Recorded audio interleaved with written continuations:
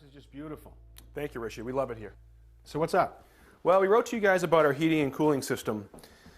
It's a forced air system. All right, I can see a supply register right here, and that's going to blow warm air in the winter right against the glass right there. That's good.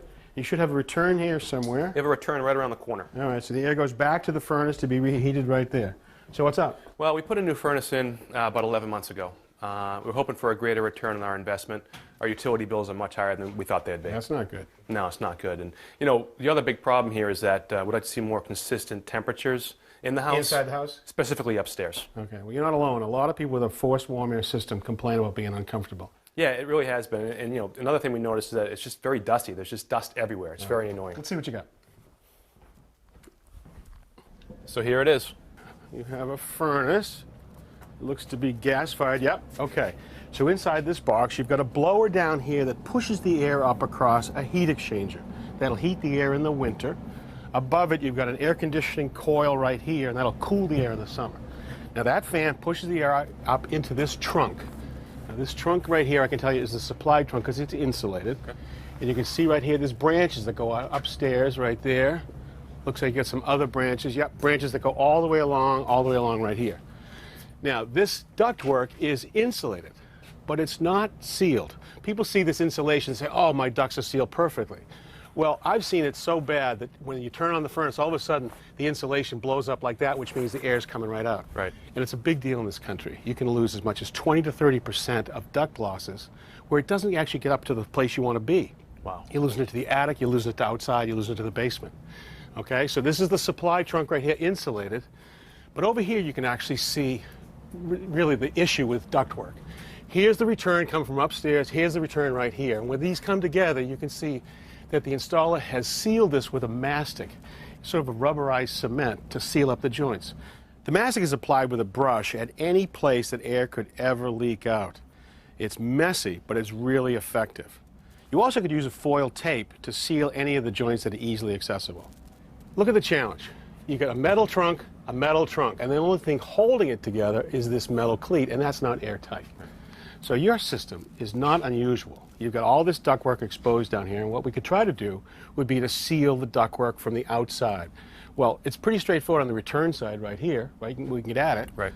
It's not as straightforward on the supply because you have to pull down that insulation, seal the ducts, and then re-insulate.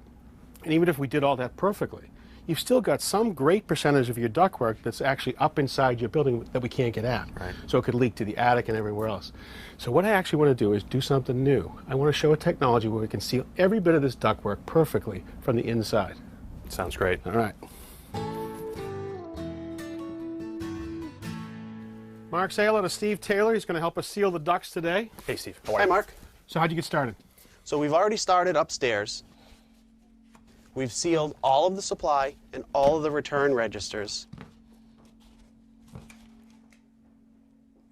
So now any leakage that we measure is coming just from the ductwork. Okay, great. And then you tested the ducts? We did. We ran a pre-test. Okay. So we used the fan in this box Okay. to blow air into the duct system and see how much air is going to leak out through the... So that pressurized the ducts, and you got it tied into the computer here. Correct. All right, so how did we do? We lost 307 CFM, cubic feet per minute, and that's equivalent to a hole in your ductwork of about 58 square inches. That's a big hole. Wow. So let's do the math. 307 CFM, this is a 4-ton system. That's like just under 20%, right? Correct. Okay. So 20% is not coming back to be reheated. You're heating your neighbor's house. It's unbelievable. All right, so how do you seal the ducts? Well, first we're going to start with the sealant. So that's a liquid. Is that what this is here? It is. Okay, sort of milky, sort of rubbery. Okay. So good. How do you get it into the ductwork? It's a liquid. So in order to seal the ducts, we need to do it as an aerosol. So we're going to use this sealant. We use the same fan that we used for the pre-test. Yep. We have a nozzle that injects the liquid into the duct. The small particles that are now in aerosol travels through this flexible duct here to a Y branch. Gotcha. Then it can go to the return and the supply, and we seal both at the same time. So I understand why we would seal the supply, but why do we seal the return? Well, think about it. You know, you got heated air coming out here. We want to keep that in the ductwork. Well, on the return side, it's under a negative pressure, so it's pulling air in. Remember you complained about dust? Yeah. Well, if these leak and there was any dust down here, it would be sucked into the ductwork and then distributed all into your house. Okay. So all this happens from inside the ducts? It does. We're not going to actually line all the ductwork. We're actually going to only seal where the breaches are, the breaks in the ductwork. So we might see a little bit leaking out from right here.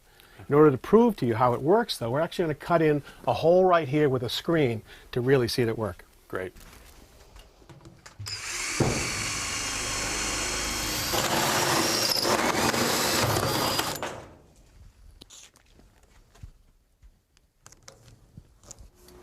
So with this hole and the window screen over it, I've actually simulated some of the duct leakage you have upstairs in the building. So we all set to go, Steve? We are. Let her rip.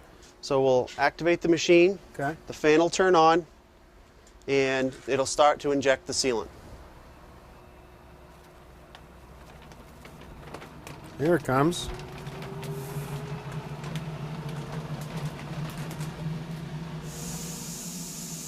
Right now, the airborne sealant is flowing through the pressurized ductwork, and it's squeezing out just where they have an opening in the ductwork. As it flows through those little cracks, it catches on the crack and actually coagulates to seal any duct leakage. All right, so we've been running for about 10 minutes, and we've gone from 300 CFM of leakage down to 100 already, and we're not done yet. Pretty cool. Now, any of the sealant that happens to leak into the living space can be captured from this scrubber fan onto the filters. All right, well, we are done, and now I can actually show you just how effective this was. So instead of the hole, look at this. The window screen where the hole was is completely sealed, and that's really the same as all the leaks in your ductwork. That's cool. All right. So, Steve, what's our final numbers? How do we do? Well, if you remember, we started off at 307 Yeah, CFM, yeah. which is equivalent to about a 58 square inch hole in the ductwork. Yep. So now we're down to 19 CFM, Under 20. Great. and that's only a 4-inch square hole. Well, this is what gets my attention right here, Mark. A 94% reduction in duct leakage. Does that work for you? Yeah, that's great. I think your whole system's going to work better, too. It's going to be more comfortable, more energy efficient, and it's going to be cleaner in the ductwork. Great. Thank you for your great work, Steve-O. Thanks, guys. I really appreciate it. Boy, I like the way that tightens up the system. That's smart.